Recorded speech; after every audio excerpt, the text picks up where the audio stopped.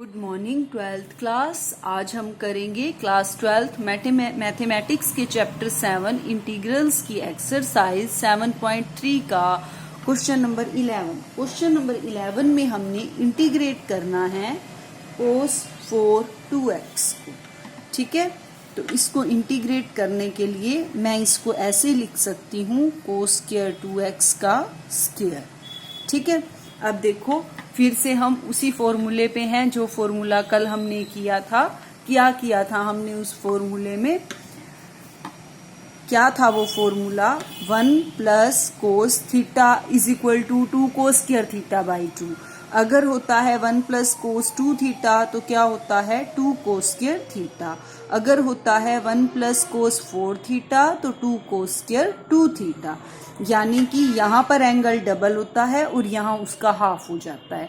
ठीक है, अब हम हमेशा याद रखेंगे, आपने हमेशा याद रखना है ताकि मुझे हमेशा बताना ना पड़े ये फॉर्मूला, कि जहां स्क्वायर होता है वहां हाफ हो जाता है, उस तरफ एंगल हाफ हो जाता है। ठीक है, तो इस तरफ एंगल डबल होता है। इसका मतलब यहाँ 2x है तो जब मैं इसके फॉर्मूले में देखूंगी तो होगा 1 प्लस कोस 4x। ठीक है, हमें चाहिए सिर्फ कोस स्क्वायर 2x, तो ये 2 हम इधर ले आएंगे तो ये बाई में चला जाएगा।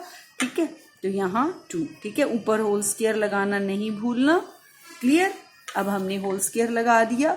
अब जब हम स्क्वायर खोलेंगे तो नीचे हो जाएगा 4, उसको मैं बाहर ले लेती हूँ। अंदर रह जाएगा 1 प्लस कोस 4x का स्क्वायर dx। ठीक है, अब हम क्या करते हैं, इसका होल स्क्वायर खोल देते हैं। a square plus b square plus 2ab। Clear?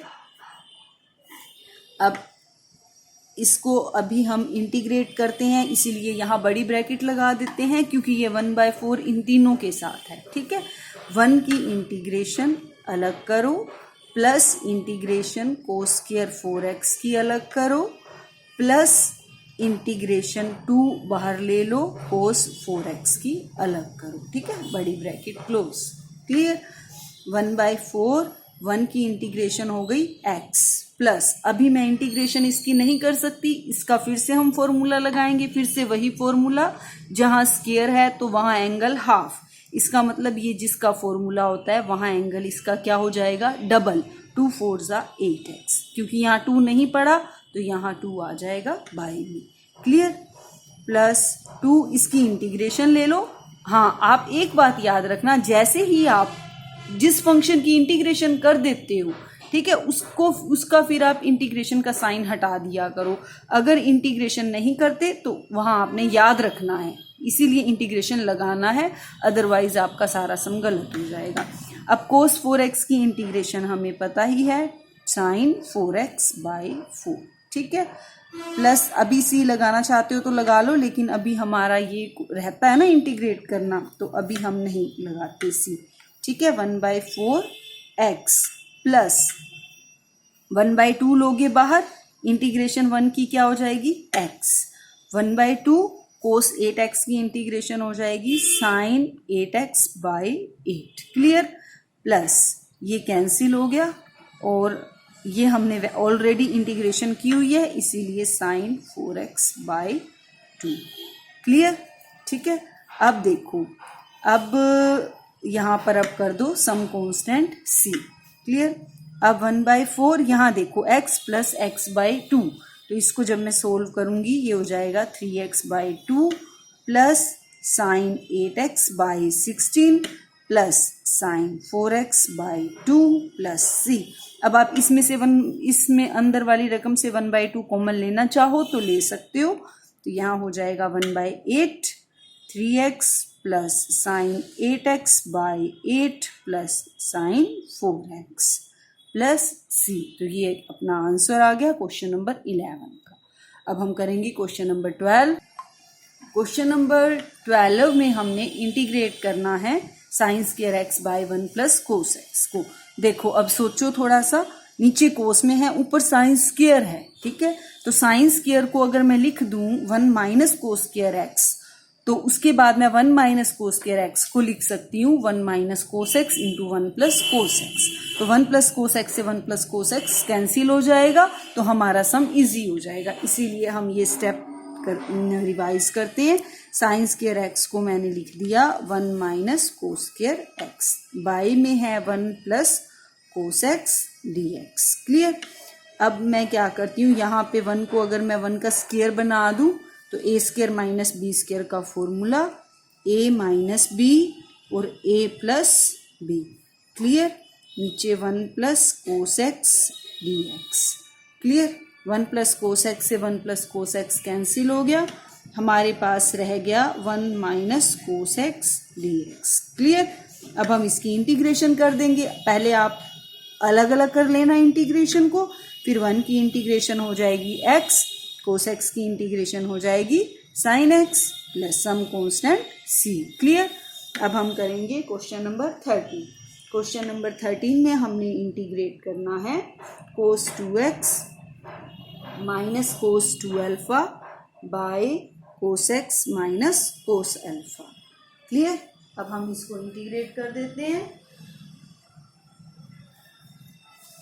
अब देखो, इसको इंटीग्रेट करने के लिए हम क्या करेंगे, अब हमारे पास ये सम करने के दो तरीके हैं। एक तो हम यहाँ कोस 2 थीटा का फॉर्मूला लगा सकते हैं। कौन सा फॉर्मूला? कोस 2 थीटा का हमारे पास फॉर्मूला होता है 2 कोस स्क्वायर थीटा माइनस 1। ठीक है, उस फॉर्मूले से भी कर सकते हैं। आप फॉर्मूला लगा सकते हो 1 माइनस 2 साइन स्क्वायर थीटा का भी। ठीक है, और आप फॉर्मूला लगा सकते हो कोस सी माइनस कोस डी का भी। ठीक है, लेकिन क्या होगा, इन दो के साथ आपका आंसर मैच नहीं करेगा। मैच करने की बात नहीं है, आप कर लोगे, आपका मेथड अगर ठीक होगा तो उसे कोई गलत नहीं करेगा। ठीक है, अगर आपने आंसर के साथ मैच करना है तो हम ये वाला फॉर्मूला लगाएंगे। हाँ, आप इस फॉर्मूले से भी कर सकते हो, इन दोनों से कर सकते हो। ठीक है, तो आप इनसे भी ट्राई करके देख लेना। मैं आपको इस फॉर्मूले से करवा रही हूँ ताकि आपका आंसर मैच हो। ठीक है, कोस 2x का formula 2 cos square x minus 1। ठीक है, माइनस कोस 2 अल्फा का 2 cos square alpha minus 1 by cos x minus cos alpha. Clear. dx। अब ऊपर खोल दो आप, ये हो जाएगा 2 cos square x minus 1 minus 2 cos square alpha plus 1 by cos x minus cos alpha था यहाँ dx। क्लियर। 1 से 1 कैंसिल हो जाएगा। ठीक है, 2 ऊपर से कॉमन ले लो, अंदर रह जाएगा cos square x minus cos square alpha by cos x minus cos alpha dx। ठीक है, अब देखो ए स्क्वायर माइनस बी स्क्वायर हो गया। ठीक है, तो मैं ऊपर इसको खोल दूंगी, cos x a minus b और a plus b, cos x minus cos alpha और cos x plus cos alpha. Clear. नीचे है हमारे पास cos x minus cos alpha, ये कैंसिल हो जाएगा, तो हमारे पास क्या रह गया, cos x plus cos alpha dx। Clear. अच्छा, अब मैं आपको एक बात और बताऊं, 2 मैंने बाहर रखा, इंटीग्रेशन कोस एक्स की करेंगे तो इसको एक बार मैं अलग लिख लेती हूँ क्योंकि मुझे आपको एक बात बतानी है।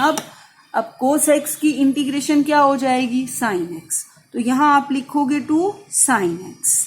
ठीक है, अब कोस अल्फा की इंटीग्रेशन आपने यहाँ ध्यान रखना है, बच्चे क्या कर देते हैं, साइन अल्फा लिख देते हैं, लेकिन आपने साइन अल्फा नहीं लिखना। क्यों? क्योंकि यहाँ पर अल्फा आपका वेरिएबल नहीं है, अल्फा कांस्टेंट है।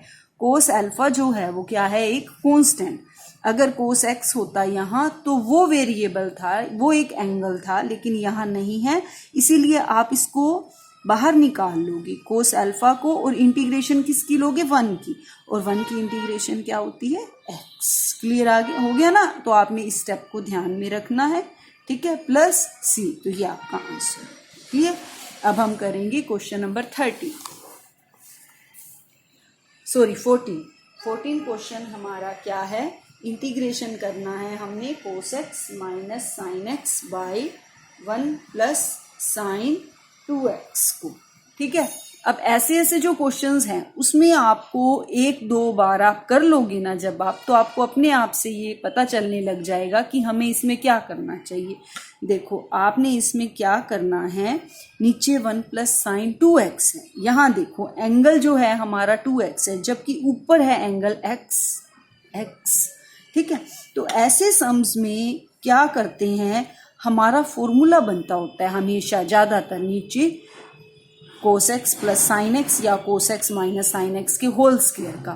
ठीक है, तो आपने क्या करना है, 1 को आपने लिखना है cos square x plus sine square x. ठीक है, और साइन 2x को हम लिख सकते हैं 2 साइन एक्स कोस एक्स। देखो अब नीचे फॉर्मूला बन रहा है ना कोस एक्स प्लस साइन एक्स के होल स्क्वायर का, है ना, तो हम यही करेंगे अब कोस एक्स माइनस साइन एक्स और नीचे हो जाएगा हमारा कोस एक्स प्लस साइन एक्स का होल स्क्वायर। क्लियर? अब देखो क्या करना है आपने, अब देखो ऊपर प्लस का तो है नहीं, अगर प्लस का होता तो एक कैंसिल हो जाता। ठीक है, अब मैं क्या करूंगी, cos x plus sine x को मैं टी मान लूंगी। ठीक है, let cos x plus sine x equal to T.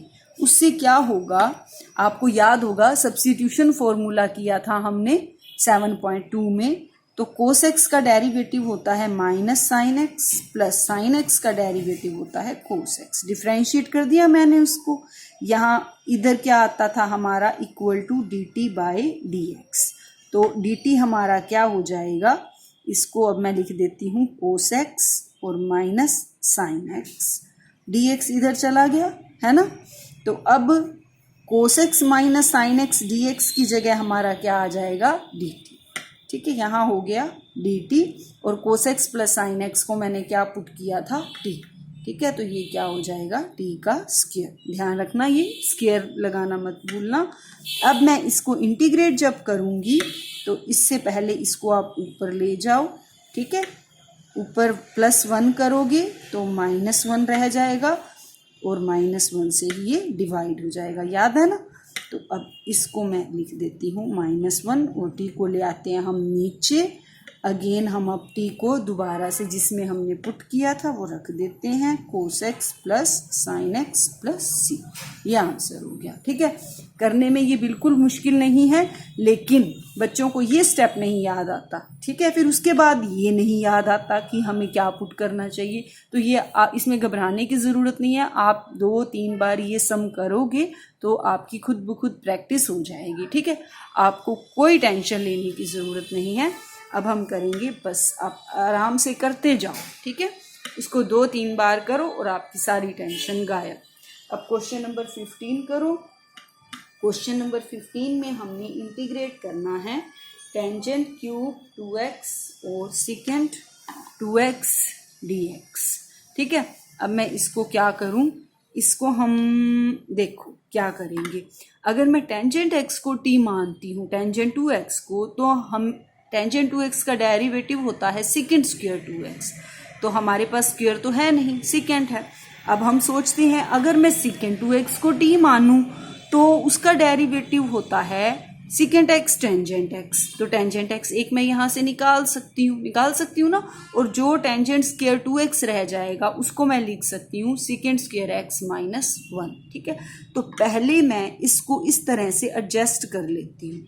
इसको मैं लिख देती हूँ tangent square 2x into tangent 2x second 2x dx।